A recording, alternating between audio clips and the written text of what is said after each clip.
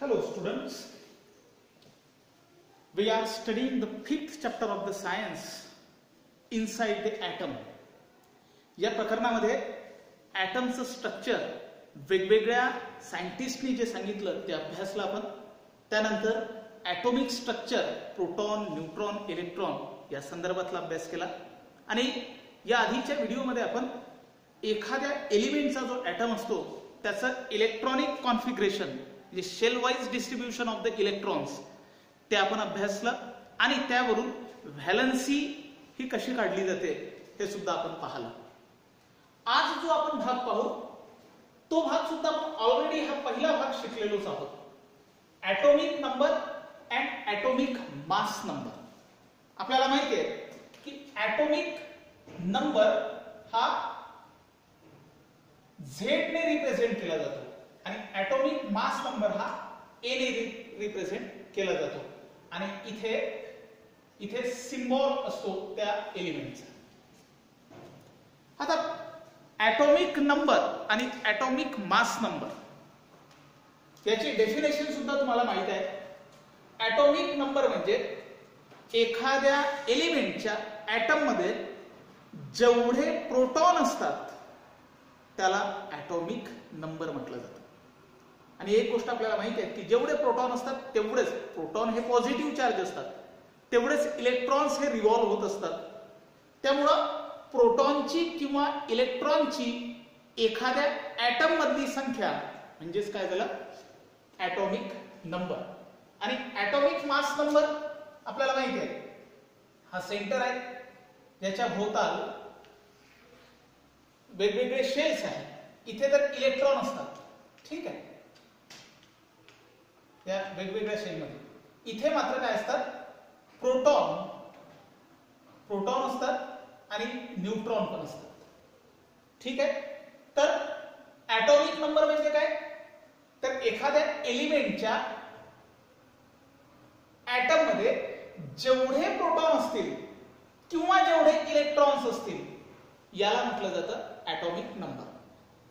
Carbon हा जर समजा आपण एलिमेंट घेतला किंवा आपण घेऊ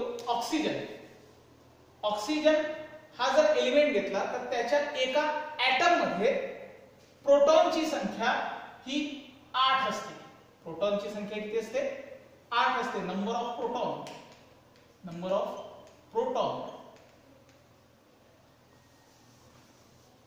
प्रोटॉन्स किती आहे 8. जेवढे नंबर ऑफ प्रोटॉन्स आहेत तेवढेच नंबर ऑफ इलेक्ट्रॉन असतातच. नंबर ऑफ इलेक्ट्रॉन सुद्धा काय असेल 8 असेल. म्हणून ॲटॉमिक नंबर कशाने रिप्रेझेंट केला जातो झेड ने. म्हणून ॲटॉमिक नंबर किती असेल ऑक्सिजनचा 8 असेल. आणि तो आपण असा खाली लिहितो सिम्बॉलच्या खाली.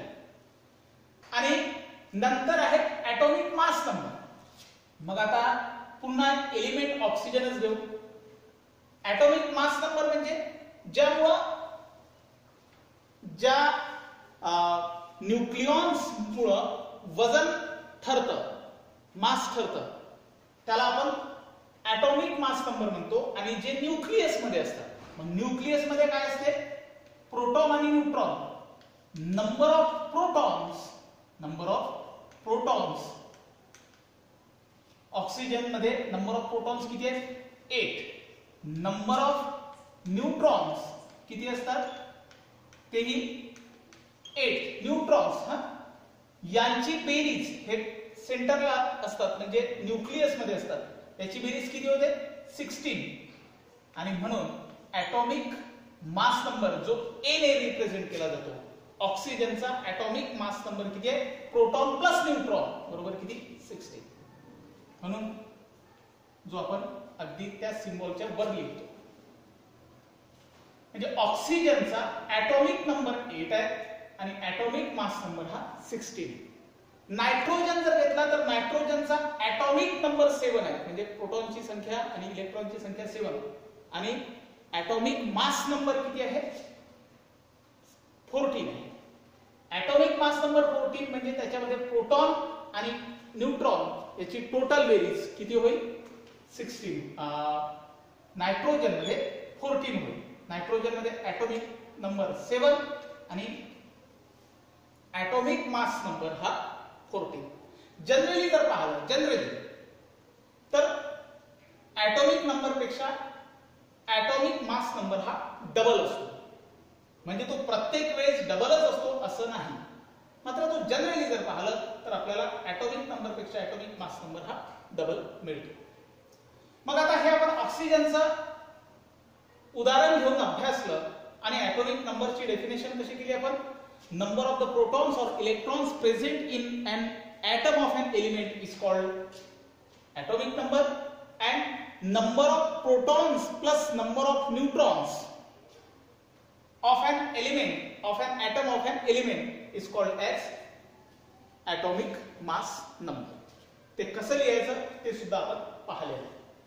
आता आपण पुढला कन्सेप्ट पाहू ज्याचं नाव आहे आयसोटोप, ज्याला मराठीमध्ये समस्थानिके असं म्हटलं जातं. आयसोटोप म्हणजे काय? तर नेचर मध्ये जे हे वेगवेगळे एलिमेंट जे आहेत हायड्रोजन, ऑक्सिजन, नायट्रोजन, कार्बन किंवा बाकी ॲल्युमिनियम, मॅग्नेशियम, सिलिकॉन, फॉस्फरस, हे सगळे जे एलिमेंट्स आहेत जे आपल्याला पिरियोडिक टेबल मध्ये दिसतात, नेचर मध्ये असेही काही एलिमेंट्स आहेत की ज्यांचा ॲटॉमिक मास नंबर हा वेगवेगळा आहे. म्हणजे जर समजा तुम्ही कार्बन जर हा एलिमेंट घेतला तर कार्बनचा ॲटॉमिक नंबर किती आहे? 6. मात्र काही कार्बनचा ॲटॉमिक मास नंबर 12 आहे. दुसरा जर कार्बन घेतला ॲटॉमिक नंबर तर 6च असेल, ॲटॉमिक मास नंबर 13 आहे. तिसरा जर घेतला तर ॲटॉमिक नंबर तर 6च आहे, कारण त्यावरूनच खरी त्या कार्बनची ओळख आहे. जर 7 झालं असतं तर हा कार्बनच राहिला नसता, हा नायट्रोजन असला असता. ॲटॉमिक मास नंबर मात्र 14 आहे. आता हे 3 उदाहरणांवरून तुमच्या लक्षात येईल, या 3 बाबींवरून. एलिमेंट कार्बनच आहेत. एलिमेंट काय आहे? कार्बन आहे, कारण ॲटॉमिक नंबर हा 6 आहे. मात्र ॲटॉमिक मास नंबर हा पहिल्यामध्ये 12 आहे, दुसऱ्या कार्बन मध्ये 13 आहे, तिसऱ्या कार्बन मध्ये 14 आहे. म्हणजे कार्बन हाच एलिमेंट आहे, मात्र वेगवेगळे ॲटॉमिक मास नंबर आहेत. अशा एलिमेंटला आयसोटोप्स म्हटलं जातं. म्हणजे हे सर्व कार्बनचे आयसोटोप्स आहेत. पहिला कार्बनचा आयसोटोप C12, दुसरा C13 आणि तिसरा C14. हे असं पण लिहिलं जातं C12, C13, C14. These 3 are isotopes of carbon. मग आता आयसोटोपची डेफिनेशन कशी करू आपण? Elements having different atomic mass number. Same atomic number राहणारच आहे, प्रश्नच नाही. The element having different atomic mass number are called as isotopes of each other. आता हे जसे कार्बनचे आहेत असेच वेगवेगळ्या एलिमेंटचे आपल्याला आयसोटोप्स मिळतात. जर हायड्रोजनचा जर विचार केला तर हायड्रोजनचे सुद्धा H0, H1, H2. Hydrogen atom मध्ये आपल्याला माहिती आहे की त्याच्यामध्ये एकही न्यूट्रॉन नसतो. मात्र दुसरा एक हायड्रोजनचा असा ऍटम आहे की ज्याच्यामध्ये एक ॲटॉमिक त्याचा मास नंबर 1 असेल, ॲटॉमिक मास नंबर 2 असेल आणि ॲटॉमिक मास नंबर 3 असेल. ज्याचा ॲटॉमिक मास नंबर 1 आहे त्याला हायड्रोजन म्हणतो. ज्याचा ॲटॉमिक मास नंबर 2 आहे त्याला ड्यूटेरियम म्हटलं जातं. आणि ज्याचा ॲटॉमिक मास नंबर हा 3 आहे त्याला ट्रिटियम म्हटलं जातं. तर आहे सर्व एलिमेंट हे हायड्रोजनचेच, मात्र याचा atomic mass number 1, atomic mass number 2 आणि ॲटॉमिक मास नंबर 3 आहे. तर ॲटॉमिक मास नंबर 1 आहे म्हणजे याच्यामध्ये एक प्रोटॉन आहे, 0 न्यूट्रॉन आहे. ॲटॉमिक मास नंबर 2 आहे, म्हणजे एक प्रोटॉन एकच आहे, न्यूट्रॉन एक आहे. ॲटॉमिक मास नंबर 3 जर आहे तर प्रोटॉन 1 आणि न्यूट्रॉन 2, म्हणजे प्रोटॉनची संख्या 1 1 1 अशीच असेल, मात्र न्यूट्रॉनची संख्या 0 1 2 अशी असेल. कार्बन मध्ये जर पाहिलं तर प्रोटॉन 6 6 6च आहे, मात्र न्यूट्रॉन याच्यामध्ये 6 7 8 असे असते. म्हणून 6 + 6 12, 6 + 7 13 आणि 6 + 8 14. म्हणजे न्यूट्रॉनची संख्या बदलते, प्रोटॉनची संख्या बदलत नाही. असे जे एलिमेंट्स असतात की ज्याचे ॲटॉमिक मास नंबर डिफरंट आहेत त्यांना एकमेकांचे आयसोटोप्स म्हटलं जातं. कार्बनचे हे 3 आयसोटोप्स आहेत, हायड्रोजनचे हे 3 आयसोटोप्स आहेत. मग आता या आयसोटोप्सचा उपयोग काय आहे? आयसोटोप्सचा ऍग्रिकल्चर मध्ये, रिसर्च मध्ये, इंडस्ट्रीमध्ये, आर्किओलॉजी मध्ये मोठ्या प्रमाणावर वापर होतो. जसं आता आपण काही युजेस पाहू. Uses of isotopes. युरेनियम 235 हा जो आयसोटोप आहे, ज्याचा युरेनियम हा जो एलिमेंट आहे ज्याचा ॲटॉमिक मास नंबर 235 आहे. This uranium 235 is used in nuclear fission and in production of electricity. अणुविद्युत हा शब्द ऐकलेला असेल तुम्ही भूगोलामध्ये वगैरे. आणि अणूंपासून विद्युत तयार करण्यासाठी जे अणु इंधन वापरलं जातं, न्यूक्लिअर फ्युएल वापरलं जातं, ते युरेनियम 235 आहे. ज्याचे डिटेल्स आपण थोड्या वेळामध्ये पाहू. Uranium 235 is used in nuclear fission and production of electricity. इलेक्ट्रिसिटीचं प्रोडक्शन करण्यासाठी युरेनियम 235 हा आयसोटोप वापरला जातो. Cobalt 60 is used in the treatment of the cancer. Cancer मध्ये तुम्ही ऐकलेलं असेल की कॅन्सरच्या काही पेशंटला लाईट दिले जातात, तर तो जो लाईट असतो तो कोबाल्ट 60 चा दिला जातो in order to treat the cancer. कॅन्सरचे जे कॅन्सरस सेल आहे ते डिस्ट्रॉय करण्यासाठी कोबाल्ट 60 चे रेज त्यावरती सोडले जातात. त्यानंतर iodine 131 is used in the treatment of goitre. गळ्याचा एक आजार आहे आणि गळा हा अगदी असा फुगतो, अगदी मोठी गाठ आल्यासारखं आपल्याला दिसतं, ज्याला गलगंड म्हटलं जातं, गॉयटर इंग्लिश मध्ये म्हटलं जातं. या गॉयटरवर ट्रीटमेंट करण्यासाठी आयोडीन 131 या आयसोटोपचा वापर केला जातो. त्याचप्रमाणे थायरॉइड ग्लँड जे आहेत, ज्या थायरॉइड ग्रंथी आपल्या गळ्यामध्ये असतात, त्याच्या ट्रीटमेंटसाठी सुद्धा आयोडीन 131 चा उपयोग केला जातो. Sodium 24, this isotope is used to detect the leakage of the underlying pipes. जमिनीमधून जे वेगवेगळे पाईप्स असतात त्यामध्ये जर कुठे लिकेज असेल तर ते शोधण्यासाठी सोडियम 24 या आयसोटोपचा वापर केला जातो. Carbon 14 is used to determine the age of the archaeological objects. जे काही जीवाश्म बऱ्याच हजारो वर्षापासून जमिनीच्या आतमध्ये आहेत, गाळले गेलेले आहेत काही प्रसंगांमुळे, तर ते अवशेष कोणत्या वर्षामधले आहेत, त्यांचं वय काय आहे ते काढण्यासाठी कार्बन 14 या आयसोटोपचा वापर केला जातो. जे जीवाश्म आहेत, जे अवशेष आहेत खडकांमध्ये, त्यांचं वय काढण्यासाठी कार्बन 14 हा आयसोटोप वापरला जातो. हे आयसोटोपचे आपण युजेस पाहत आहोत. त्याचप्रमाणे काही radio active isotopes are used for the food preservation from microbes.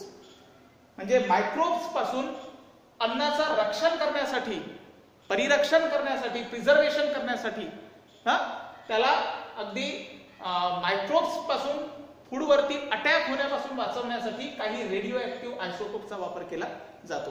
हे आयसोटोप्सचे आपण युजेस पाहिले, जे कुठे ऍग्रिकल्चर मध्ये, कुठे रिसर्च मध्ये, इंडस्ट्रीमध्ये याचा मोठ्या प्रमाणावर वापर होतो. आयसोटोप हा कॉन्सेप्ट पाहिला, त्याची युजेस पाहिले. आपण शेवटचा पार्ट पाहू, न्यूक्लिअर रिएक्टर. न्यूक्लिअर रिएक्टर ज्याला मराठीमध्ये अणुभट्टी म्हटलं जातं, ज्यापासून अणुविद्युत तयार केली जाते. आपल्याला तुम्ही भूगोलामध्ये शिकलेले असाल की विद्युत, जलविद्युत, औष्णिक विद्युत आणि अणुविद्युत, बरोबर आहेत की नाही? तर जलविद्युत म्हणजे हायड्रो इलेक्ट्रिक पॉवर स्टेशन, पाण्यापासून विद्युत निर्मिती करणे. थर्मल पॉवर स्टेशन ज्यामध्ये कोळशाचा वापर केला जातो, म्हणजे कोळशापासून औष्णिक विद्युत केंद्र ज्याला आपण म्हणतो. आणि न्यूक्लिअर पॉवर स्टेशन ज्यामध्ये जे अणु इंधन म्हणजे न्यूक्लिअर फ्युएल वापरलं जातं, ज्यामध्ये प्रामुख्याने युरेनियम आहे, थोरियम आहे, असे एलिमेंट्स, रेडिओ ऍक्टिव्ह एलिमेंट्स वापरले जातात आणि त्यापासून इलेक्ट्रिसिटी जनरेट केली जाते. तर तो कन्सेप्ट आपण पाहणार आहोत. तर प्रामुख्याने न्यूक्लिअर रिएक्टर जे भारतामध्ये सर्वात आधी, भारत स्वतंत्र झाला 1947ला. 1947ला भारत स्वतंत्र झाल्यानंतर 9 वर्षांनी म्हणजे 1956ला 4 ऑगस्ट 1956ला भारतामध्ये पहिलं अणुविद्युत केंद्र मुंबईमधील तारापूर येथे तयार करण्यात आलेलं आहे. हे तुम्हाला जनरल नॉलेजचा हा प्रश्न आहे, माहिती आहे. तर त्यासाठी न्यूक्लिअर फ्युएल म्हणून युरेनियम 235 या आयसोटोपचा वापर केला जातो. नेमकं काय होतं तर तो जो युरेनियम 235 पहा असं लिहिलेलं आहे मी, हा युरेनियमचा एक ऍटम आहे ज्यामध्ये प्रोटॉन, न्यूट्रॉन्स आहेत. 235 त्याचा ऍटॉमिक मास नंबर आहे, म्हणजे याच्यामध्ये काही प्रोटॉन, न्यूट्रॉन आहेत. ठीक आहे. हा जो युरेनियम 235 हा जो आयसोटोप आहे, यावरती न्यूट्रॉन्स सोडले जातात आणि हे न्यूट्रॉन्स या एलिमेंट वरती, या ऍटम वरती आदळवल्यानंतर काय होतं की याचं फिशन होतं, म्हणजे ते ब्रेकडाऊन होतं. इथे ते आदळवल्यानंतर युरेनियम 236 बनतं, म्हणजे यामध्ये हा न्यूट्रॉन ऍड होतो आणि तो ऍड झाल्यामुळं याचं बॅलन्सिंग बिघडायला लागतं, म्हणजे हा वीक होतो आणि वीक झाल्यामुळं मग या युरेनियम 236 या आयसोटोपचे 2 तुकडे होतात. पहिला तुकडा हा क्रिप्टॉन 92 ज्याचा ऍटॉमिक मास नंबर 92 आहे, आणि दुसरा बॅरियम 141. असे 2 एलिमेंट एका या युरेनियम पासून बनतात आणि त्यावरती सतत नायट्रोजन्स आदळवले जातात, बंबार्डिंग केलं जातं नायट्रोजनचं.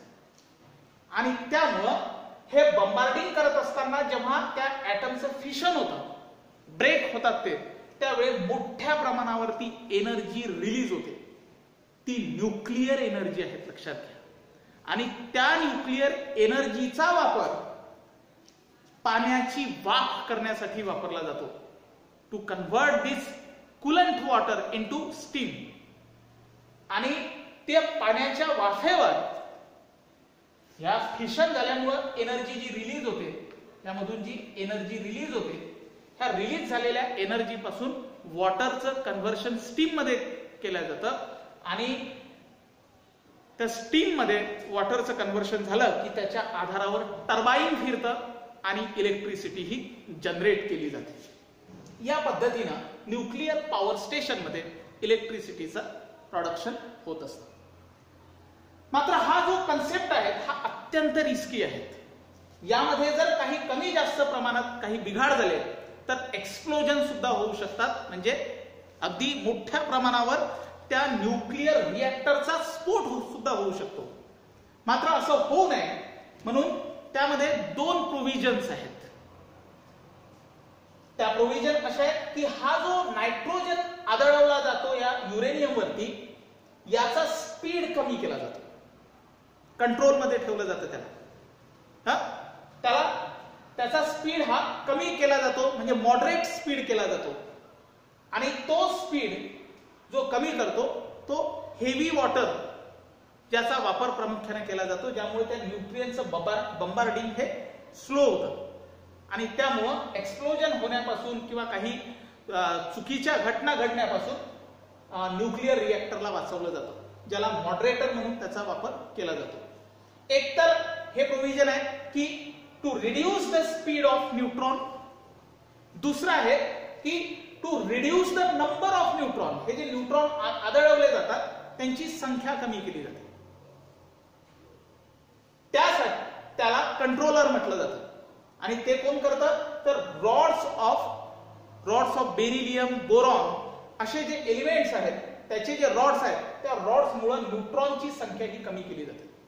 म्हणजे न्यूक्लिअर रिएक्टर मध्ये कुठल्याही प्रकारचे काही ऍक्सिडेंट होऊ नये, कुठलं एक्सप्लोजन होऊ नये, यासाठी दोन प्रोव्हिजन आहे. पहिलं प्रोव्हिजन मॉडरेटर मध्ये हेवी वॉटरचा उपयोग करून न्यूट्रॉनचा स्पीड कमी केला जातो, speed to reduce the speed of neutron.